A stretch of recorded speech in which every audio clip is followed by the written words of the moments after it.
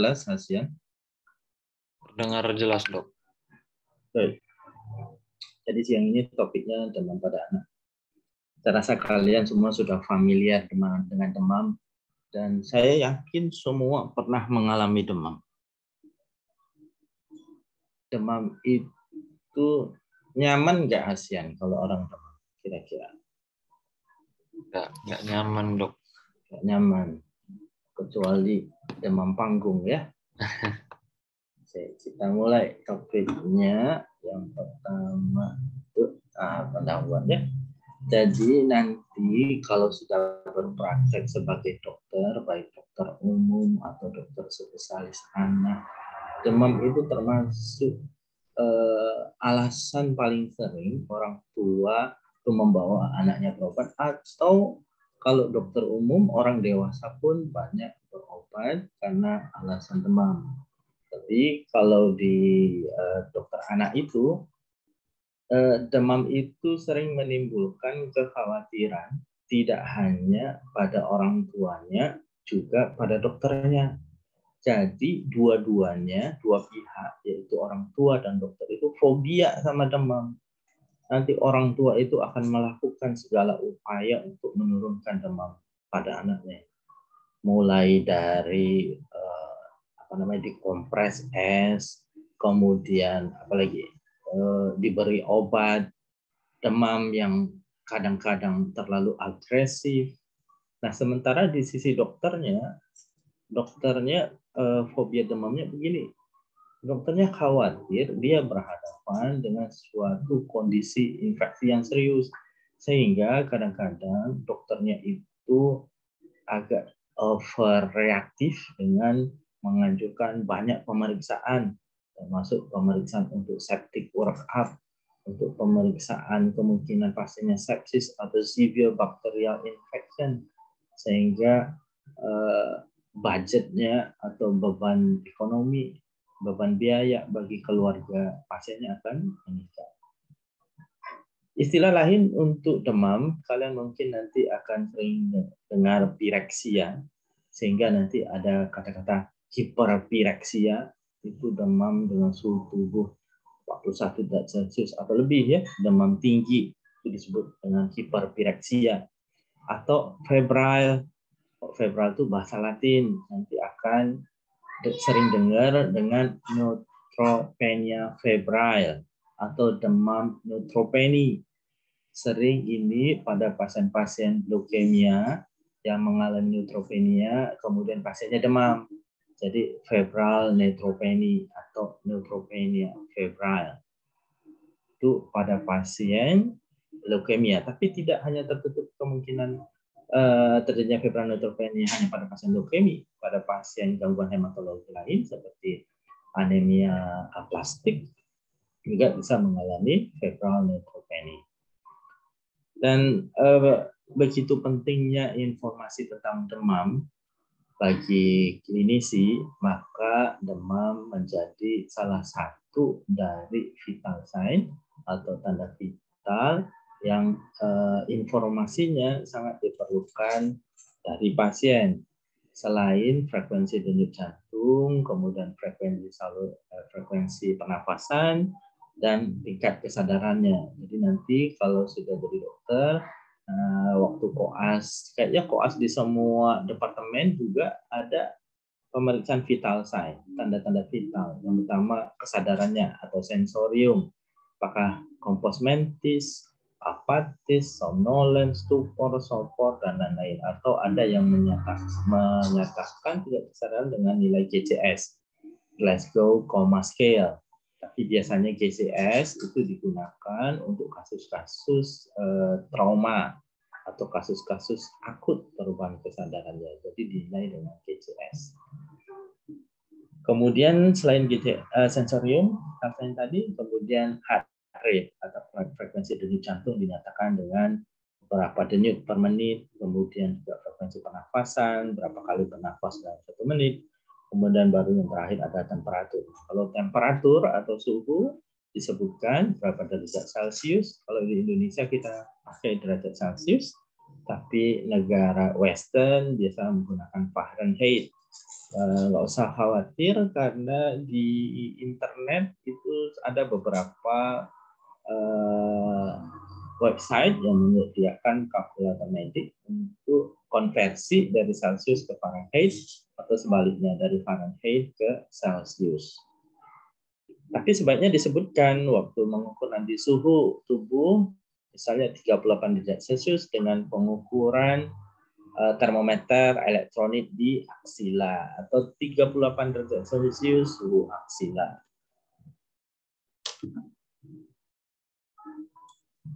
Nah, definisi, kalau per definisi demam itu merupakan peningkatan suhu tubuh di atas normal.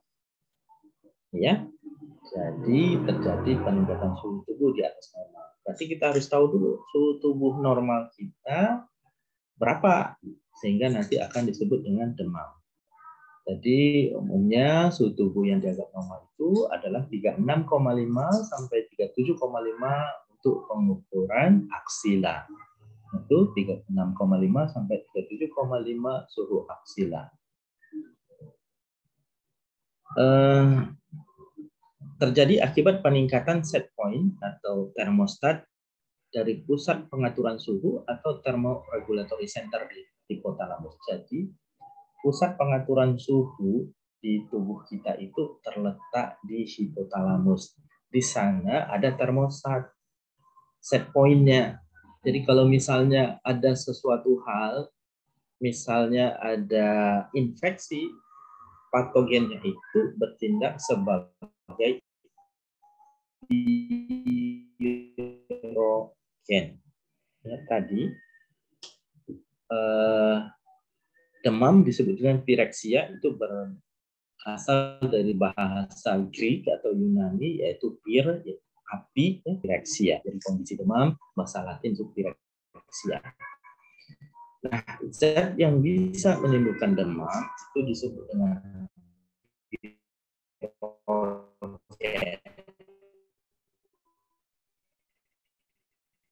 pirogen. Berarti pirogen itu dibagi dua, tubuh kita, dan pirogen endogen di dalam tubuh kita. Jadi kalau terjadi infeksi, maka kuman atau toksinnya atau produk dari kuman tersebut akan bertindak sebagai pirogen eksogen. Kemudian melalui beberapa kaskade, beberapa peristiwa, sampailah nanti terjadi perubahan termoset atau termostat. Jadi kalau pada kondisi normal suhu kita di setel 36,5 sampai 37,5, dengan adanya perubahan termostat tadi dipicu oleh pirogen eksogen, maka set point-nya dirubah misalnya menjadi 40. Kalau perubahannya terjadi tiba-tiba, maka akan timbul reaksi tubuh kita untuk mencapai poin yang baru tersebut, set point yang baru. Kalau set point yang sebelumnya 36,5 sampai 37,5, dengan adanya perubahan thermoregulatory center tadi, set point-nya dirubah, maka akan timbul reaksi tubuh kita. Dari apa? Menggigil. Menggigil itu shivering, kontraksi otot untuk menghasilkan panas, sehingga akan tercapai set point tadi dengan lebih cepat. Yang lain apa? Vasokonstriksi, untuk mengurangi kehilangan panas. Akibatnya apa? Nanti kalau dipegang pasiennya, ujung tangan, ujung kakinya dingin. Tapi sesudah tercapai set point tadi, suhu tubuh kita mencapai 40, maka menggigilnya akan hilang, kemudian badannya, kulitnya menjadi panas mengikuti suhu sentral. Sehingga kalau mengukur suhu tubuh pasien yang diduga demam, maka biarkan dulu lewat fase menggigilnya. Lewat fase menggigilnya, kemudian kalau mau mengukur dari aksila, keringkan dulu aksilanya, baru diletakkan termometer yang digunakan untuk mengukurnya. Jadi disinilah bedanya demam dengan hipertermia. Jadi beda ya. Jadi hipertermia itu bukan demam. Hipertermia itu peningkatan suhu tubuh di atas normal, tapi tidak terjadi perubahan set point. Jadi nanti kalau ditanya, apa beda demam dan hipertermia? Pada demam terjadi perubahan set point. Kalau pada hipertermia tidak terjadi perubahan set point. Contoh hipotermia itu pada heat stroke pada jamaah haji karena suhu yang ekstrim, sehingga produksi panas tidak sebanding dengan pengeluaran panas, sehingga pasiennya bisa heat stroke. Kondisi lain yang bisa terjadi heat stroke atau hipotermia itu misalnya pada pasien dehidrasi. Itu bisa terjadi heat stroke kalau tidak segera diatasi dehidrasi. Oke, saya lanjutkan. Jadi manusia itu merupakan makhluk yang homeotam. Dia akan mempertahankan suhu tubuhnya normal dari 36,5 sampai 37,5. Walaupun suhu lingkungannya itu sangat berubah. Jadi misalnya di cuaca dingin atau di winter gitu ya, maka suhu tubuhnya tetap akan range normal. Kemudian di musim panas juga begitu, karena ada mekanisme di tubuh kita untuk mempertahankan suhu tubuh tetap normal. Yang dianggap suhu tubuh inti itu ada suhu di hipotalamus. Namun pengukurannya kan tidak mungkin. Maka dicari beberapa tempat yang kira-kira bisa mewakili suhu tubuh atau core temperature. Yang paling mendekati berikutnya adalah suhu di arteri pulmonalis. Juga itu susah diukur arteri pulmonalis. Tempat lain apa? Rektum, kemudian sublingual atau oral, kemudian membrana timpani, baru yang terakhir adalah aksila. Jadi pengaturan suhu tubuh baik pada saat sehat maupun saat demam itu ada diperantarai oleh proses perilaku dan fisiologi. Misalnya begini ya, proses perilaku. Jadi kalau kita merasa panas gitu ya, kita akan berusaha mencari lingkungan yang lebih dingin. Misalnya cari ruangan yang ber-AC, kemudian berendam di air gitu ya. Nah, kalau yang fisiologi ini nanti terjadi, misalnya tadi saya pasiennya mulai demam, dia akan menggigil, jadi terjadi kontraksi otot, kemudian kontraksi erektor pili, jadi bulu kuduknya berdiri katanya, merinding, atau akan terjadi vasokonstriksi.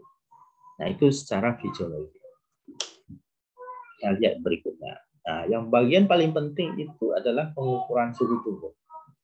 Kalau pengukurannya yang tidak benar, ini bisa berakibat dengan keterlambatan deteksi penyakit yang serius atau jadinya menyebabkan pemeriksaan marker sepsis atau marker infeksi yang nggak perlu. Misalnya sebetulnya pasien nggak demam, tapi pengukurannya salah, jadi kesannya demam di atas normal, maka dokternya akan menganggap bahwa ini infeksi. Atau malah pasiennya suhu tubuhnya di bawah normal, hipotermia. Karena pada SIRS, yaitu systemic inflammation,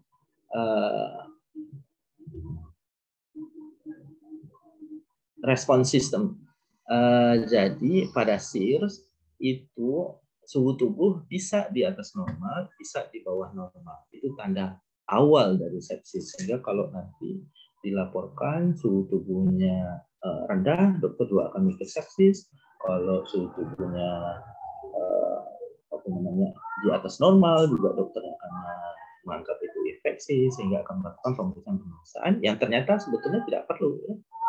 Nah, yang masih kontroversi itu adalah jenis termometer apa atau jenis termometer mana yang paling ideal dan lokasi pengukuran yang paling mendekati suhu sentral atau core temperature yang diketahui adalah suhu di hipotalamus. Jadi seperti saya sebutkan tadi, hipotalamus itu yang mewakili suhu inti tubuh atau core temperature, memiliki suhu yang paling tinggi, begitu juga arteri pulmonalis. Lokasi lain yang dianggap dapat mewakili suhu tubuh itu adalah bagian distal esofagus, tapi lokasi-lokasi ini sulit untuk diukur suhunya. Ini beberapa referensi temperatur normal di daerah pengukuran yang berbeda. Jadi ini ada termometer yang menggunakan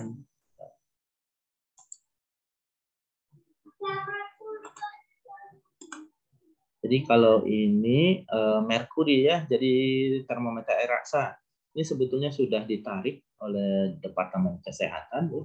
Tidak direkomendasi lagi menggunakan termometer air raksa. Demikian juga dengan tensimeter yang menggunakan air raksa karena resiko pencemaran lingkungan dengan merkurinya. Jadi bayangin kalau misalnya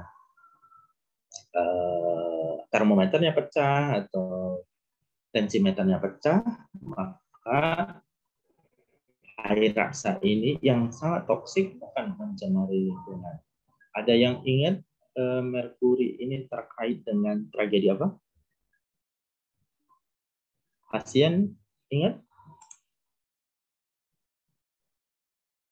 Ada tragedi di Jepang, tragedi Minamata ya. Jadi ada industri militer apa gitu, produsen apa menggunakan merkuri mencemari air di sekitar pabrik dan akhirnya nanti bayinya lahir dengan cacat, tragedi Minamata ya. Kemudian di sini ada yang termometer elektronik. Ini yang umum digunakan karena memberikan hasil yang lebih cepat dan nyaman anak-anaknya. Kemudian yang bagus itu yang lentur, yang fleksibel ya, nggak yang kaku. Nah, yang terakhir itu dengan emisi infrared itu biasanya untuk pengukuran suhu membrana timpani. Ini beberapa literatur menyatakan bahwa pengukuran membrana timpani ini memberikan hasil yang lebih baik ya, baik pada setting rumah sakit atau ibu-ibu rumah tangga atau penggunaan oleh orang tua. Namun harganya mahal. Makanya di rumah sakit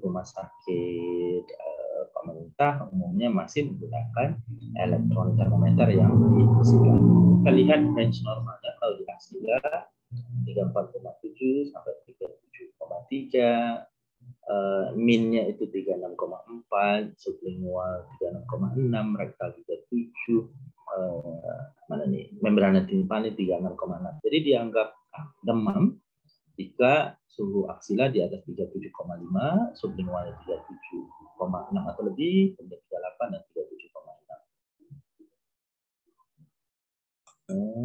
Nah ini, bagaimana dengan palpasi ya?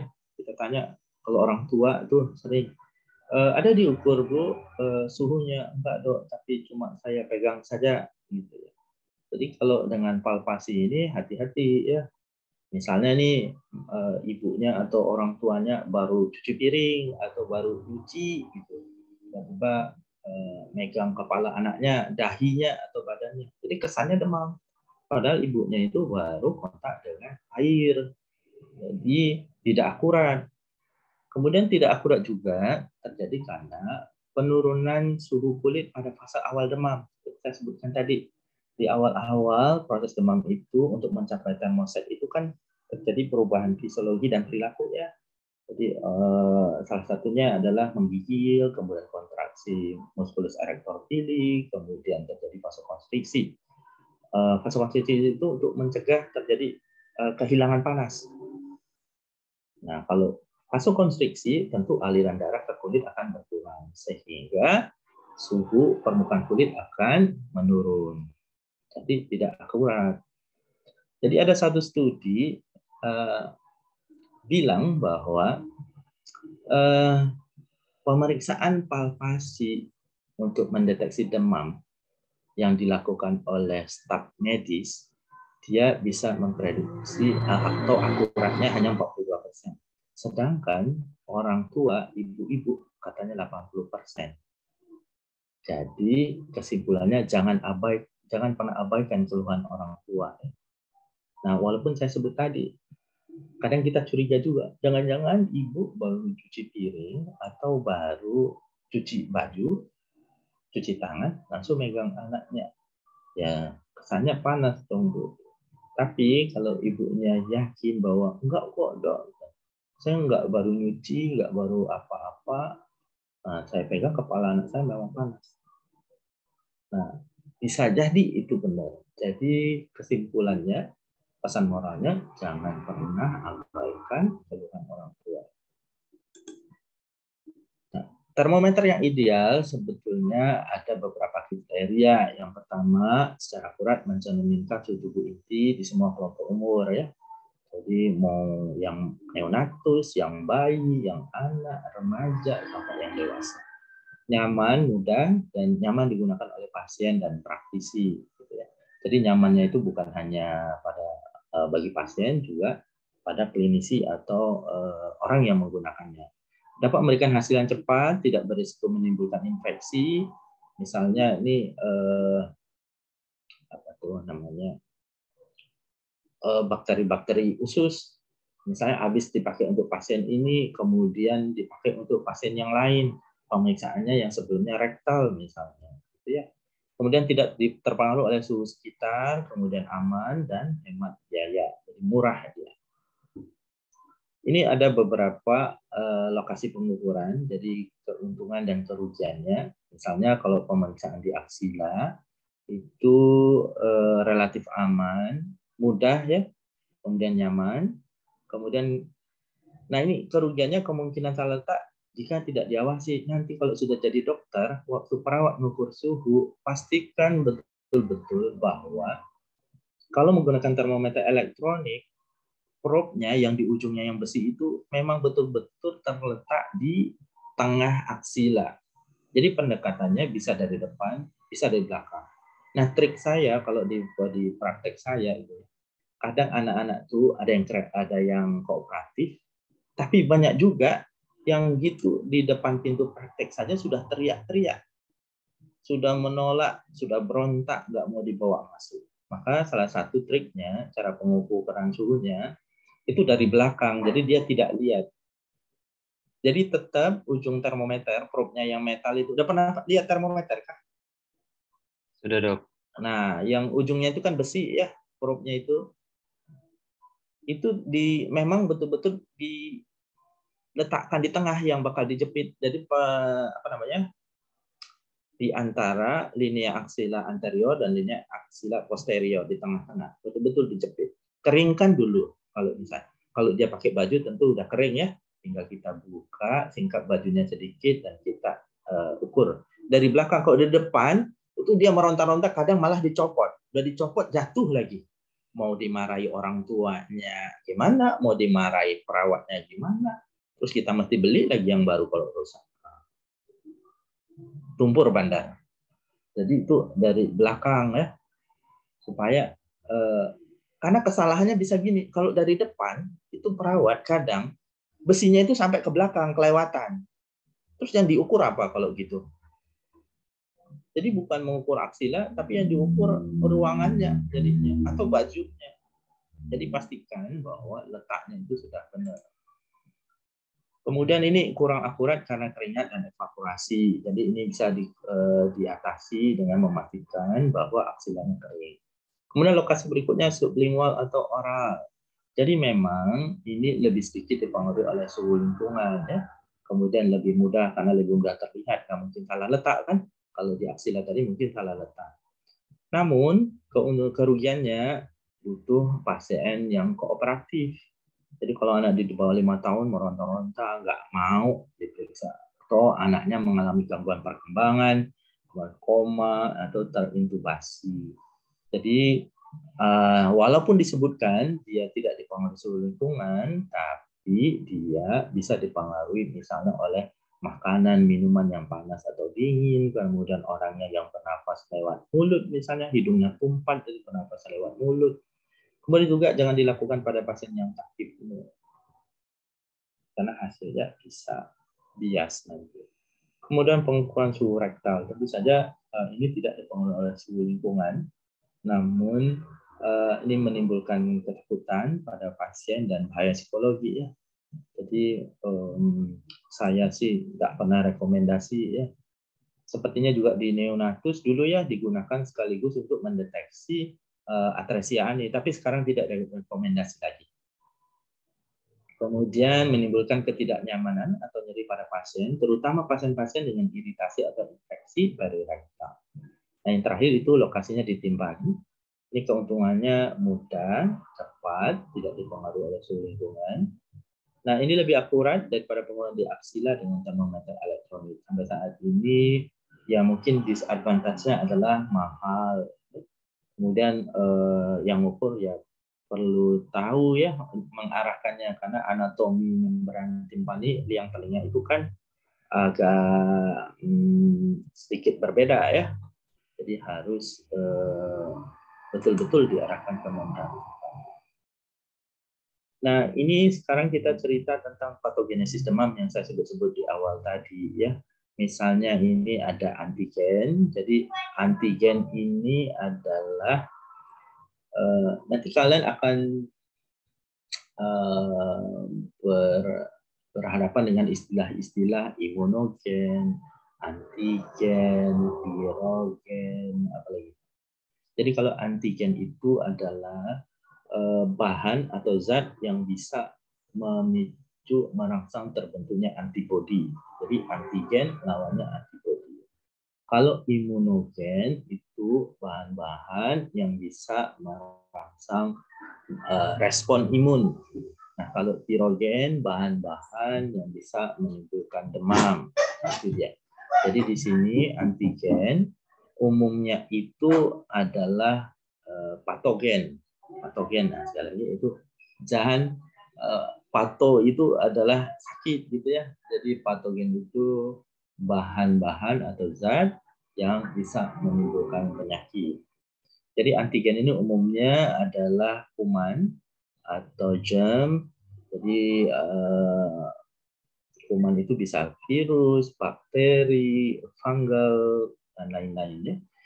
Ini nanti akan difagositosis oleh makrofag, kemudian makrofag akan menghasilkan interleukin 1, kemudian mengaktifkan sel T, kemudian sel T akan mengeluarkan interferon juga merupakan sitokin. Jadi sitokin itu adalah zat yang dihasilkan oleh sel sebagai bahan komunikasi, media komunikasi. Jadi aku mau apa itu. Jadi pakai bahasa komunikasinya pakai sitokin. Jadi sitokin itu ada interleukin, ada interferon, nanti ada apalagi itu TNF, tumor necrosis factor, dan lain-lain. Interleukin itu banyak, interleukin 1, 2, 10, dan seterusnya. Ya. Jadi ini pada proses demam ini yang terlibat adalah interleukin 1, kemudian interleukin 2, interferon, dan seterusnya. Nah, ini interleukin 1 ini akan bertindak sebagai endogen pirogen. Antigen sebagai eksogen pirogen. Selanjutnya ke SSP. Nah, ke SSP susunan saraf pusat di sini nanti akan terjadi perubahan termoset. Tergantung jumlahnya interleukin 1 itu akan berapa banyak. Misalnya dirubah menjadi 41, maka akan timbul reaksi badan kita untuk mencapai termoset itu dengan muscle shivering atau menggigil ya. Kemudian skin vasoconstriction. Jadi untuk mencegah kehilangan panas. Untuk mencapai termoset. Satu menghasilkan panas, yang satu mencegah kehilangan panas. Supaya cepat tercapainya termoset. Perubahan termoset tadi. Nah, ini kurang lebih juga sama ya. Jadi bisa kumannya, bisa lipopolisakarida itu bagian dinding kumannya, terutama bakteri gram negatif, kemudian toksin, produk lain dari bakteri, kemudian akan merangsang terbentuknya pirogen endogen dan sitokin, kemudian akan merangsang produksi fosfolipid di susunan saraf pusat, terjadi perubahan metabolisme dari arakinonat menjadi prostaglandin E2, kemudian prostaglandin F2 alfa, prostaglandin tromboksan. Yang dianggap sebagai yang merubah set point di hipotalamus itu ada prostaglandin E2. Ini yang nanti akan merubah set point melalui perantaraan interleukin 1 tadi. Nah, kita cerita itu tadi patogenesis ya. Ini patofisiologi. Jadi kalau patogenesis itu urutan-urutan sampai timbulnya kelainan. Kalau patofisiologi, perubahan-perubahan fisiologinya disebabkan oleh penyebabnya. Jadi patofisiologi demam itu tergantung pada usianya, kemudian berapa lama sudah demamnya, kemudian temperatur, ada tidaknya komorbid, dan penyakit dasarnya, penyakit yang menyebabkan demamnya, apakah penyakit autoimun ataukah penyakit infeksi dan lain-lain. Perubahan bisa terjadi pada sistem kardiorespirasi berupa takikardi dan takipnu. Pasien demam itu nanti akan takikardi dan takipnu. Kenapa dia takikardi? Karena kebutuhan metabolismenya akan meningkat. Untuk mencukupi kebutuhan itu, maka pasiennya akan menjadi takikardi. Dan takipnu juga untuk mencukupi kebutuhan metabolisme. Metabolisme kita kan metabolisme aerob ya, maka diperlukan oksigen.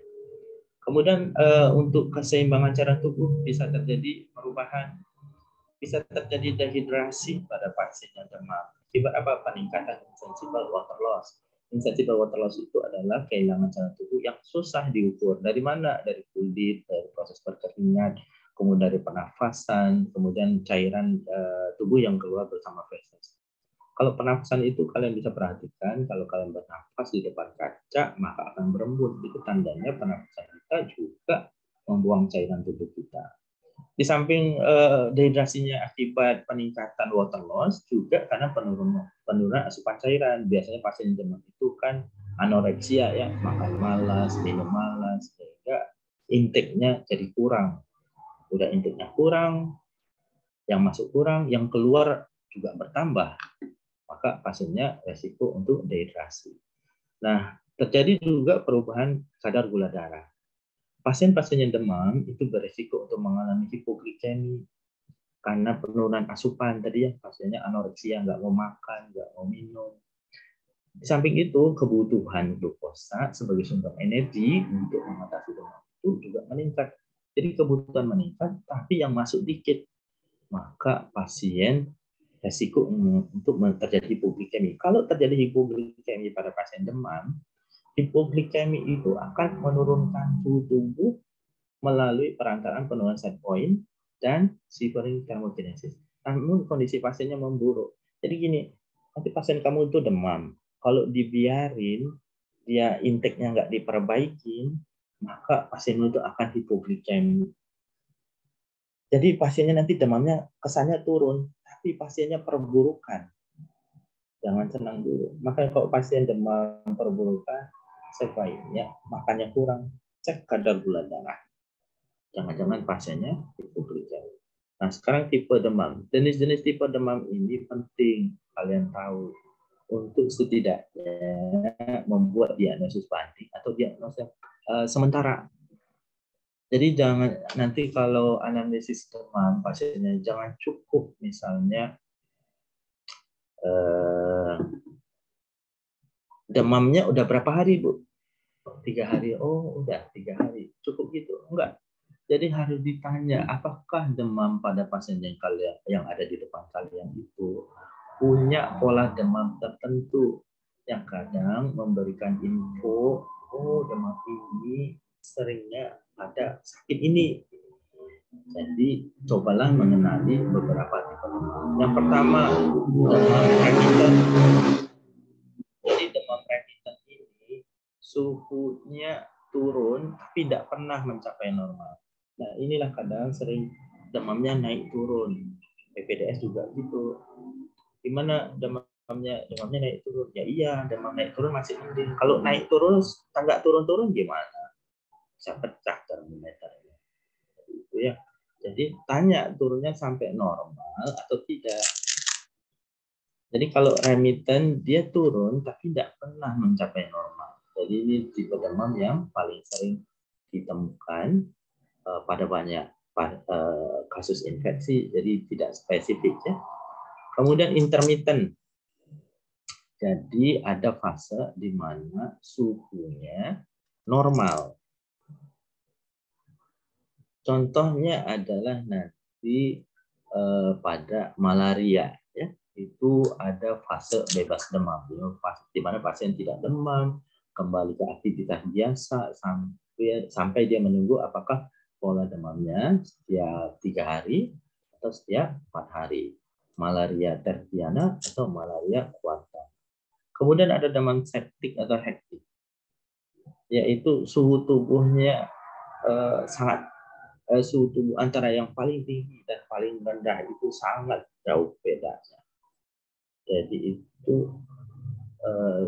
sampai hipotermi ya, makanya disebut tipenya tipe demam septik. Kemudian continuous fever, jadi demamnya terus-menerus dan kalaupun turun suhunya itu hanya sebentar, tidak lebih dari 1 derajat Celcius. Jadi ini contohnya continuous fever ini adalah pada pasien infeksi dengue. Ada pasien dengue. Kemudian ada relapsing fever, ini kita tidak ada ya di Indonesia, contohnya pada low-bone relapsing fever atau tick-borne relapsing fever, ini tidak ada di Indonesia. Contohnya borreliasis. Kemudian periodic fever,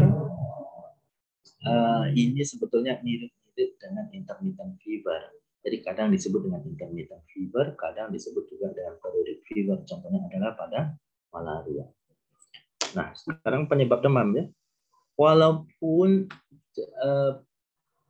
penyebab demam itu paling banyak karena infeksi, tapi demam itu tidak identik dengan infeksi ya.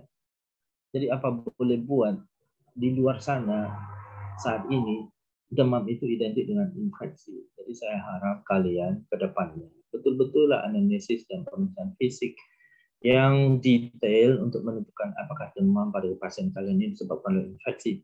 Nah, kalau memang akhirnya kalian memutuskan kasus kalian ada demam yang disebabkan infeksi, infeksinya oleh apa? Apakah virus? Apakah bakteri? Apakah jamur? Karena ini berbeda nanti terapinya. Kalau misalnya penyebab bakteri, pilihannya adalah antibiotik. Dan tidak semua infeksi bakteri itu diperlukan antibiotik sistemik. Ya. Misalnya harus minum obat, suspensi sirup atau tablet. Mungkin cukup hanya sediaan topikal. Kemudian jika penyebab demamnya infeksi virus, hampir sebagian besar infeksi virus tidak perlu terapi antivirus. Hanya beberapa saja yang perlu terapi antivirus. Misalnya varicella. Varicella diberikan antivirus hanya pada kelompok yang kelompok berisiko tinggi.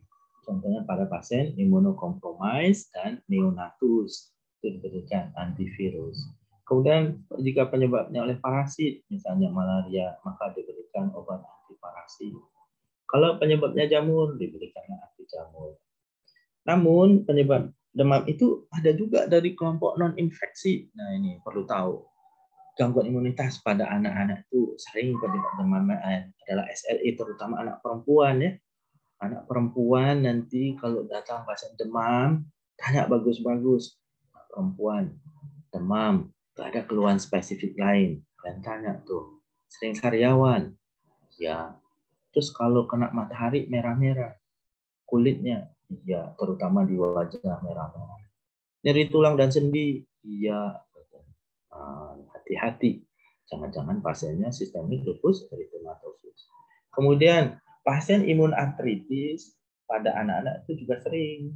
Sekarang disebut dengan GIA, juvenile immune arthritis. Kalau dulu disebut juvenile rheumatoid arthritis JRA, sekarang JIA. Jadi dulu disebut rheumatik, tapi sekarang imun. Jadi pada anak bisa juga demam disebabkan oleh non-infeksi karena gangguan imun. Kemudian pasca vaksinasi juga bisa demam. Kemudian cedera jaringan, luka bakar misalnya, atau infak yang luas bisa menyebabkan demam. Kemudian ada drug-induced fever, kemudian demam pada malignansi, kemudian zat bioaktif yaitu granulocyte macrophage colony stimulating factor, ya ini bisa menyebabkan demam. Kemudian penyakit genetik familial Mediterranean fever. Jadi ini orang-orang Turki, orang-orang mana ya daerah Mediterania gitu yang punya genetik sana. Tapi beberapa kasus ada orang Asia juga mengalami familial Mediterranean fever. Ini dibuktikan dengan pemeriksaan genetik. Kemudian ada penyakit metabolik, Fabry disease, ini gangguan apa tuh namanya, gangguan metabolisme ya. Jadi ada pasien ini menghasilkan lemak tertentu yang menghalanginya untuk berkeringat. Jadi pasiennya sulit berkeringat pada Fabry disease ini. Pada pasiennya bisa ditemukan demam. Kemudian gangguan endokrin, tirotoksikosis dan hematoma juga bisa menyebabkan demam. Nah, sekarang tata laksana demam. Tadi yang perlu diatasi itu adalah fobia demam. Mengatasi fobia demam itu apa? Jadi harus kita berikan edukasi ke orang tuanya bahwa misalnya demam, kalau anaknya masih mau main, lari sana, lari sini, tidak perlu agresif. Jadi tujuan utama pengobatan demam itu adalah kalau anaknya kelihatan tidak nyaman, yang perlu diedukasi orang tuanya. Kalau saya misalnya, saya akan edukasi yang sederhana, yang bahasanya dimengerti oleh orang tua. Bahwa jika nanti demamnya turun, tapi anaknya tambah lemes, tambah nggak mau ngapa-ngapain, itu satu tanda bahaya, harus diperiksa lagi. Tapi kalau demamnya hilang, anaknya kembali aktif, mau makan, mau minum, mudah-mudahan itu aman. Apalagi pada musim seperti ini ya, maksudnya musim penghujan di mana insiden denggi itu meningkat.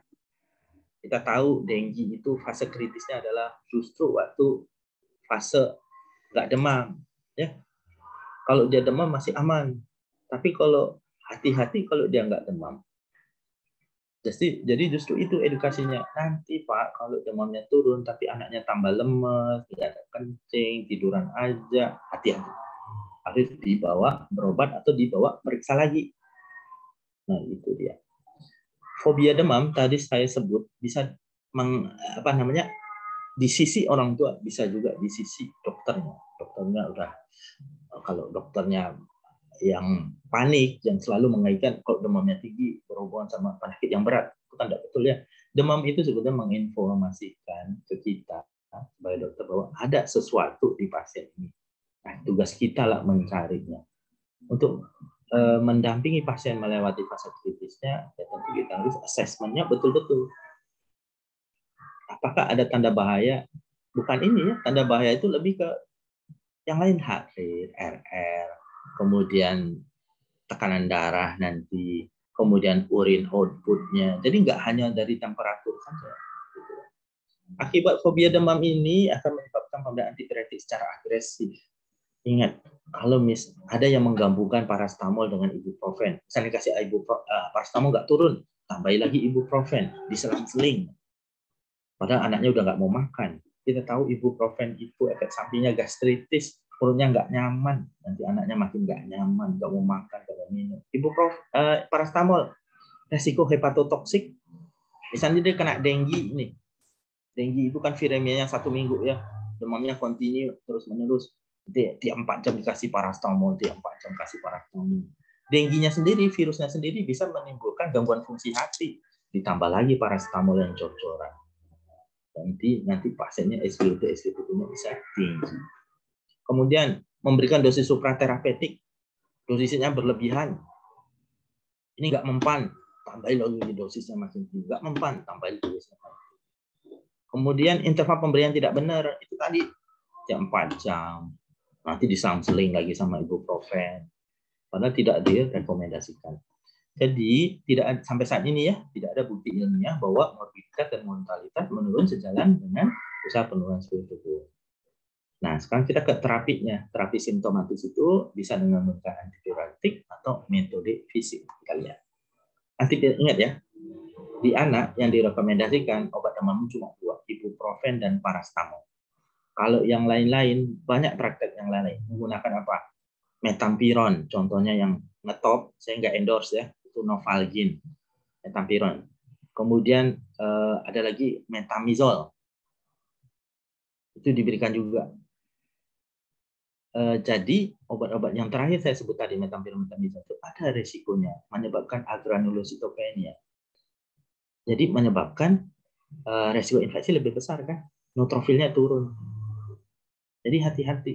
Ingat aja lah sebagai dokter umum bahwa obat demam yang direkomendasikan untuk anak itu cuma paracetamol dan ibuprofen. Jadi kapan diindikasikan? Kalau anaknya terlihat sakit ya, tidak nyaman. Kemudian WHO menyebut kalau mau dikasih suhu di atas 38 derajat Celcius, tidak mendapat misalnya makan minumnya sedikit dan ada shock. Jadi paracetamol merupakan pilihan pertama. Ingat dosisnya berdasarkan perhitungan berat badan, bukan usia ya. Dosis paracetamol segini. Ini menurut saya modal utama sebagai dokter umum ya, paracetamol. Obat pertama kalau demam nyeri bisa dikasih dosisnya 10 sampai 15 mg per kilo. Bisa diberikan tiap 4 sampai 6 jam. Kemudian secara rektal ada tuh. Jadi tapi ingat ya, rektal itu kan traumatik ya. Saya khawatirnya trauma psikologis walaupun memang efek penurunannya cepat karena dia menghindari first pass metabolism. Dari tinjauan farmakologinya begitu. Tapi ingat dimasukkan dari oral tuh dari rektal tuh sakit. Jadi trauma kalau saya tidak pernah merekomendasikan. Jadi dengan dosis terapeutik atau hepatotoksik jangan dijumpai. Tapi saya pernah ketemu tuh ada pasien anak ini suka minum obat. Jadi waktu ditinggal sama orang tuanya, paracetamolnya ditenggak kayak dia minum minuman keras. Habis satu botol. Jadi tetap aja harus hati-hati.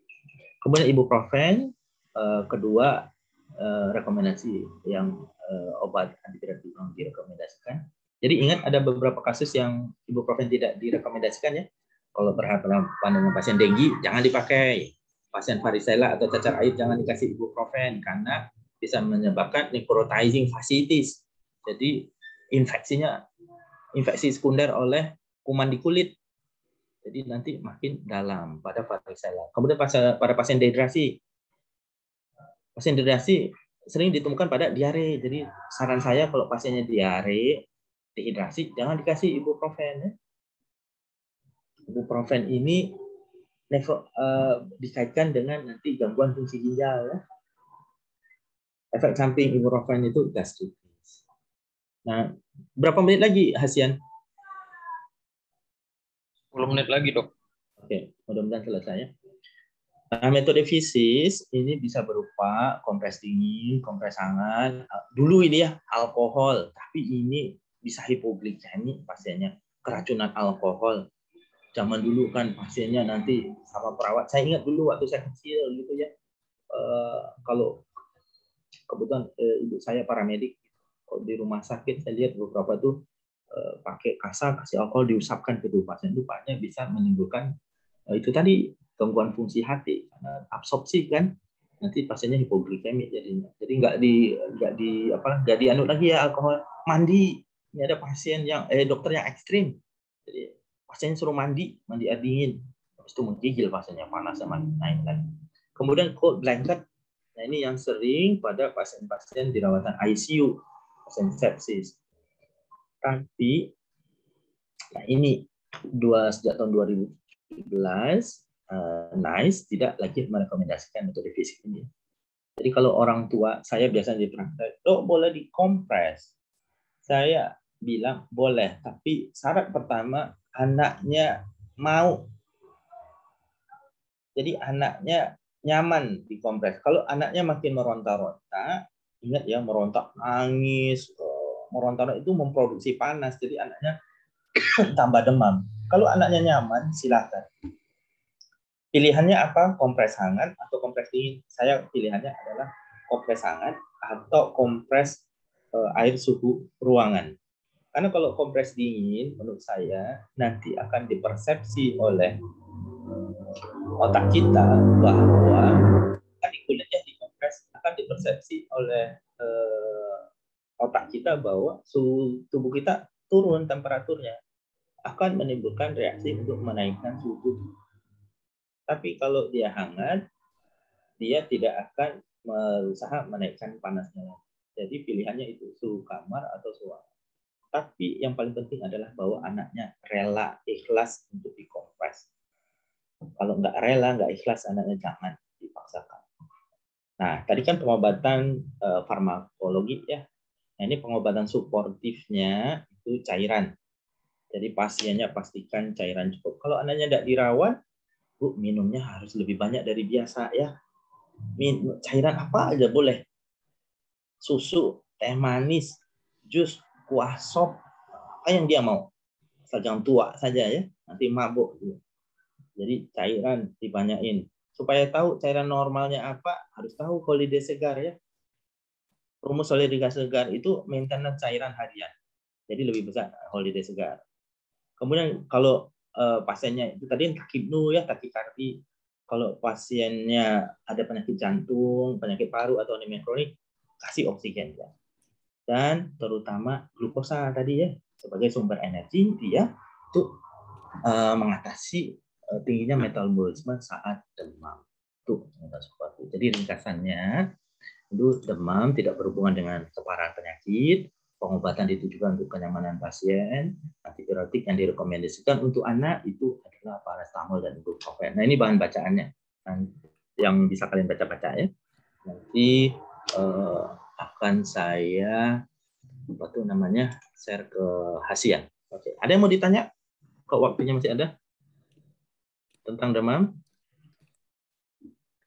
Jadi nanti setidaknya kalau ada adiknya demam, keponakannya demam, atau tetangganya demam, tahu ya sedikit obat apa. Coba lihat di obatnya apa gitu. Baca, oh paracetamol, dosisnya mestinya 10 sampai 15 mg per kilogram per kali. Berapa berat badannya Bi? 8 kilo. Kok 8 kali 10? 80. 8 kali 15, 120. Berapa dikasihnya? 3 kali 1 sendok. Sendok apa? Sendok teh. Nah, sering ini ya. Kalian harus di farmakologi atau farmasi sudah belajar belum cara penulisan dosis? CTH, C, gitu. Udah ada Hasian?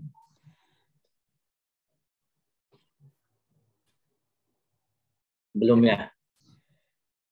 Di farmasi, di farmakologi, unit-unit pemberian obat, apakah 1 sendok makan, sendok teh gitu udah ada ya? Belum? Belum, Dok. Sering salah begini ya. Di etiket atau brosur obat itu sendok teh disebutkan 3 kali sendok teh. Tapi yang disebutkan di situ sendok teh adalah Cochleartea. CTH itu volumenya 5 cc. Tapi kalau kalian perhatikan sendok teh yang di rumah itu kecil-kecil kan. Paling isinya 1 cc. Jadi salah, udah mispersepsi antara farmasi dengan orang tua. Jadi tertulis di situ memang 3 kali 1 sendok teh. Tapi sebetulnya yang dimaksud situ adalah 3 kali 5 cc. Tapi di rumah sama orang tuanya pakai sendok teh yang ada di rumah. Jadi underdosis sebetulnya. Itu kesalahan yang sering terjadi. Syukur-syukur kalau misalnya farmasinya menyertakan sendok sirup takar, sendok takar sirup, yang itu memang volumenya 5 cc. Itu kesalahan pertama. Kesalahan yang kedua, di sana, di luar sana, mudah-mudahan dokter umum enggak ya, tapi yang banyak adalah paramedik. Itu menyamakan sediaan sirup dengan drop. Jadi semua dua-duanya cair memang. Cuman kalau sirup itu komposisinya 5 cc sama dengan 120 mg. Sementara drop 1 cc isinya 100 mg. Jadi drop itu lebih pekat. Biasanya untuk anak di bawah 1 tahun, tujuannya dengan volume yang dikit, dosisnya tercapai. Tapi apa kejadian? Kalau disamakan, akhirnya dia pakai sirup, tapi dosisnya pakai 0,5 cc, 0,8 cc. Juga underdose. Jadi mulai sekarang kalian belajarlah. Saya nggak tahu udah semester 7 apakah kalian sudah menerima cara meresep obat. Karena nanti satuan-satuan itu sangat penting. Jangan dokternya sudah tahu pilihan antibiotik atau antipiretik yang benar, dosisnya udah ditulis benar, tapi eksekusinya saat dilakukan di pasiennya ternyata underdose. Dosisnya kekecilan. Karena mispersepsi udah tentang satuan pemakaian. Maka saran saya, kalau bisa, kalian menulisnya dalam mililiter. Misalnya 3 kali sehari 5 ml. Gak usah pakai satuan sendok. Karena kalau sendok nanti susah. Sendok mana yang dia pakai? Ya, ngerti ya? Mudah-mudahan bisa dipahami. Ada yang mau bertanya? Izin bertanya, Dokter. Ya, silahkan. Dari siapa? Izin bertanya dengan saya Agustina, Dok. Agustina? Iya, Dok. Silakan. Izin bertanya, Dok. Jadi kan sering para orang tua menggunakan putih telur, Dok, untuk diolesi ke tubuh anak-anaknya, Dok. Ya. Oh, kalau tidak salah kan karena putih telur sifatnya menyerap panas, ya, Dok. Berarti reaksinya sama seperti kompres, Dok. Iya. Jujur saya belum pernah tentang putih telur tadi ya. Belum pernah saya dengar prakteknya atau lihat prakteknya. Tapi kalau dilihat dari beberapa metode fisik tadi, itu kan prinsipnya mirip ya. Jadi kalau saya sih tidak akan rekomendasi yang itu. Karena tentu anaknya nggak nyaman. Kalau menurut saya sendiri kok merasa geli lah kalau dioleskan putih telur. Apalagi nanti dimasukkan ke penggorengan nanti. Jadi kayak telur goreng nanti. Jadi kalau menurut saya, kita jelaskan saja secara medisnya, kenapa dia bisa demam, proses demam itu akan seperti apa. Yang utama adalah tadi terapi suportifnya. Pastikan anaknya tidak dehidrasi, menghindari hipoglikemi, dan kalau dia ada penyakit jantung bawaan, paru-paru, sebisa mungkin dapat suplementasi oksigen. Dan antibiotik yang bisa diberikan tadi paracetamol atau ibuprofen. Jadi praktek-praktek seperti itu memang banyak. Selama tidak merugikan pasien ya. Kalau di kampung saya itu ini bunga raya, tahu bunga raya itu nanti ditumbuk tidak begitu halus, hanya hancur saja, direndamkan di air, nanti itu disapu-sapukan ke kepalanya. Nah itu bunga raya. Yang lain lagi, pokoknya sejenis daun-daunan juga, tapi saya lupa. Sama gitu.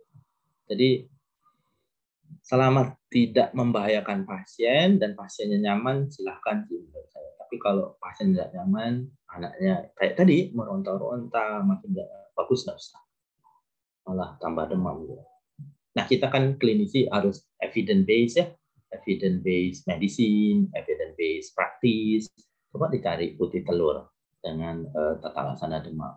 Kalau nggak ada, tapi belum bisa dipraktekkan gitu.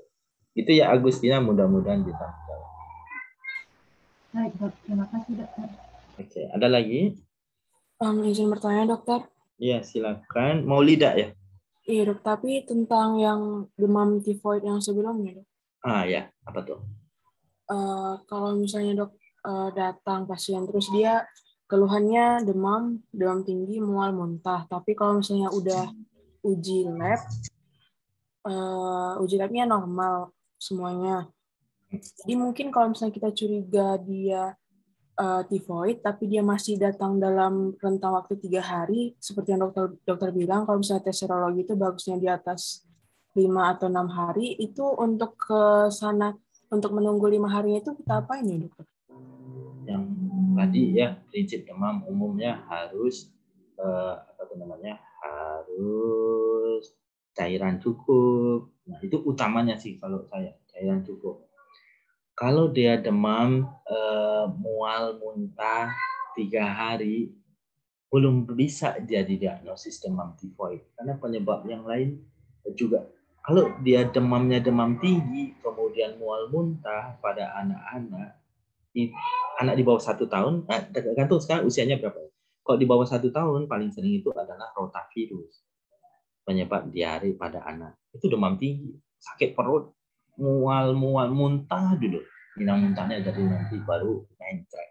Nah, itu rotavirus. Jadi kalian curigai itu, ya itu. Ya, makanya saya bilang yang untuk dokter kedua yang obati kedua. Karena dia udah terbantu dengan diagnosis. Jadi kalau yang misalnya dia demamnya ringan, kemudian mual, muntah, ada sedikit diare, tapi kita belum bisa membuat diagnosis demam tifoid ya. Jadi yang penting kasih antipiretik, kemudian cairan, intake nutrisi harus cukup. Nanti kalau demamnya belum turun, belum perbaikan, anjurkan datang lagi. Jadi kalau kalian belajar tuh diinfeksi, ada demam di bawah 7 hari, demam di atas 7 hari. Jadi kalau demam 3 hari belum bisa kita masukkan diagnosis banding demam typhoid. Jadi kalau dia demam udah di atas di atas 5 hari atau di atas 7 hari, baru bisa kita buat diagnosis curiga demam tifoid dan kita lakukan pemeriksaan penunjang ke arah sana. Jadi kalau masih 3 hari belum bisa lah kita buat diagnosis demam tifoid baru 3 hari. Walaupun penelitian yang demam tifoid mereka kasih cut off-nya 3 hari. Jadi at least 3 hari demamnya. Itu settingan penelitian ya. Tapi kalau settingan praktek nggak bisa sama. Nanti semuanya kita demam tifoid kan, semuanya dikasih antibiotik jadinya.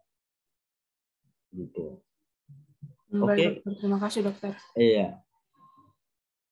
Ada lagi?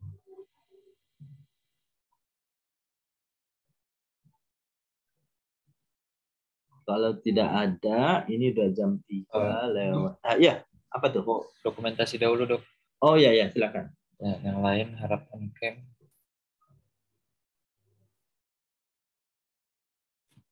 Baik, 1, 2 lagi. 1, 2.